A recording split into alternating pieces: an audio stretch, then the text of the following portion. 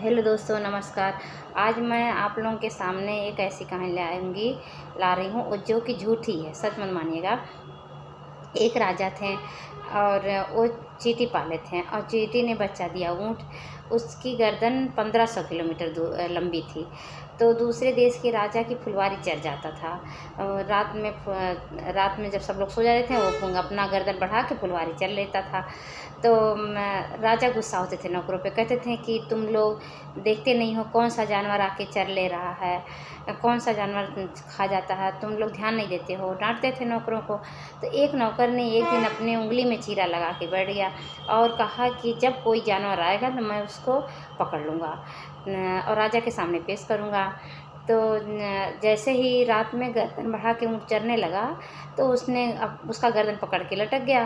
तो ऊँट ने क्या किया, गर्दन अपना सिकोड़ लिया। जब गर्दन सिकोड़ लिया तो नौकर पहुँचाया कहाँ, 1500 किलोमीटर दूरी पर। अब उसकी कोई जान पहचान नहीं थी, वहाँ पे अनजान था वहाँ पे। तो फिर वो सोचा हम क्या करें, यहाँ क्या खाएंगे, कैसे रहेंगे। तो उसने लौकी का बीज कहीं से लाया और डाल दिया, बो दिया। तो जब लौकी उसमें से हुई तब उसने क्या किया, बीज को सारा निकाल लेता था। बीज को निकालने के बाद जो खाली खोखल उसका बचा था लौकी का, तो उसको तुमड़ी कहते हैं। तो उसी का व्यापार करने लगा। तब सारी तुमड़ियाँ उसकी तो बिक गईं, एक तुमड़ी बची रह गई जो सबसे बड़ी थी। तो एक बार एक गांव में बाढ़ आया। जब बाढ़ आया तब जब गांव में बाढ़ आया तो क्या किए सब लोग, अब कहाँ जाएं, घर में पानी घुस आया, जानवर परेशान, बाल बच्चे परेशान, सभी परेशान थे। तो उसने क्या किया, सबको उसी तुमड़ी में रख लिया, सबको बुला लिया। सब लोग गाय भैंस जानवर सब बच्चे सब लेकर के राशन पानी तुमड़ी में बैठ गए और तुमड़ी बहती जा रही, बहती जा रही, बहती है, क्योंकि लकड़ी की होती, लकड़ी बहता है पानी में। तो तुमड़ी बहती जा रही है। फिर एक उधर से बगुला था, कोई शिकारी था, बगुले का शिकार कर पीछा कर रहा था शिकार करने के लिए। तो बगुला आ रहा था तो उसके सामने तुमड़ी पर आ गई। तो तुमड़ी को बगुले ने निगल गया। अब तुमड़ी कहाँ चले गई, बगुले के पेट में। अब सारे लोग, गांव के लोग बगुले के पेट में चले गए। तो अब बगुला जा रहा तो एक किसान हल जोत रहा था, उसके पैर में बेवाई फटी थी। तो बगुले ने क्या किया, अपनी जान बचाने के लिए उस आदमी के बेवाई पैर में घुस गया। तो शिकारी उधर से आया, कहा हमारा शिकार दो। तो किसान कहा हमारे पास कहाँ तुम्हारी शिकार है। तो कहा नहीं, तुम्हारे पास है हमारे शिकार।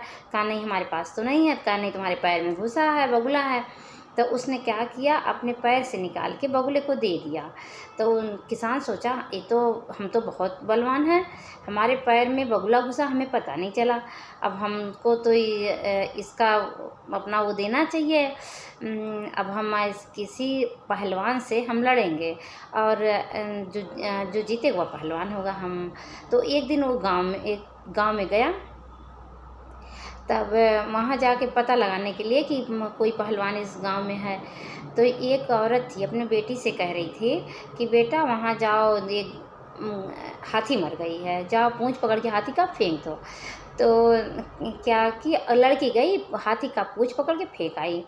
तो फिर किसान सोचा आए, ये तो जब लड़की इतनी बलवान है, बहादुर है, तब फिर इसका बाप तो और बलवान होगा। तो लड़की से पूछा, कहा कि बेटा तुम्हारे पिताजी कहाँ हैं। तो लड़की बोली पिताजी ये आप जाएंगे, एक वन को छोड़ के दूसरे वन में 200 गाड़ी खींचते हुए लकड़ी लेकर के आ रहे हैं। तो कहा अच्छा। तो फिर पहलवान किसान वहाँ गया जंगल में, तो पीछे एकदम लास्ट वाली गाड़ी पे पैर रख दिया।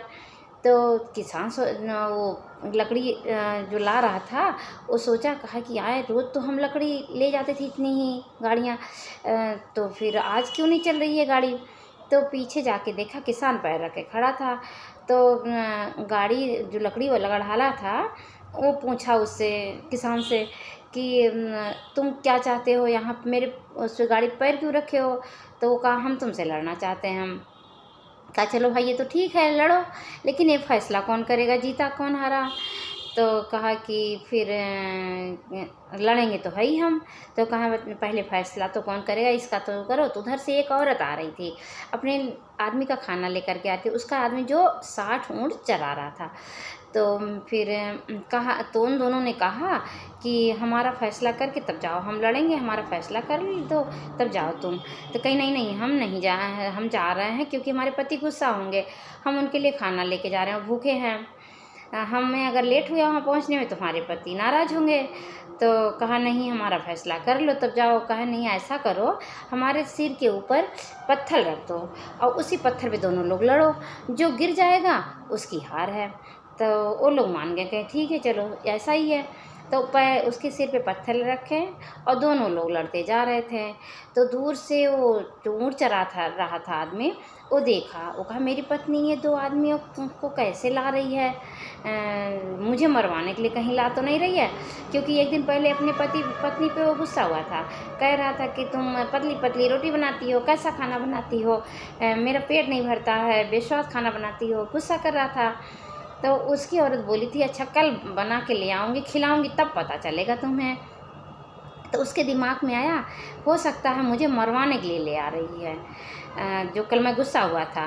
तो उसने क्या किया, 60 ऊँट को गट्ठर में बांधा और बांध करके सिर पे ले करके भागने लगा। तो ऊपर से चील जा रही थी, तो चील जो है उसके सिर के ऊपर का गट्ठर लेके उड़ गई। तब अब 60 ऊँट कहाँ गए, चील के चोंच में। चील जो है उड़ती हुई जा रही थी। तब तक रानी जो है आंगन में नहा रही थी, बाल धुल रही थी। तो फड़फड़ाती हुई देखी कहीं क्या है। तो रानी ऊपर सिर आँख उठा के देखने लगी, तब तक उसकी आँख में गट्ठर गिर गया। अब उसकी आँख में दर्द होने लगा और डरने लगा। फिर वो नाउन को बुलाई, नाउन जो है आई और रानी की आँख से ऊँट का गट्ठर निकाली और अपने आंचल में रख करके लेके अपने घर चली गई। तो जब उसने खोला, वहाँ पे नाउन ने खोला जब गट्ठर को, देखा 60 ऊँट। वो तो बहुत खुश हो गई कि अरे वाह मेरे तो मज़े आ गए। अब वो क्या की, अब अपना आराम से खुशी से रहने लगी और ऊँटों का व्यापार करने लगी। कहानी ख़त्म। दोस्तों हमारी कहानी कैसी लगी? अगर अच्छी लगी हो तो आप सब्सक्राइब करिएगा, लाइक करिएगा, कमेंट करिएगा। Thank you.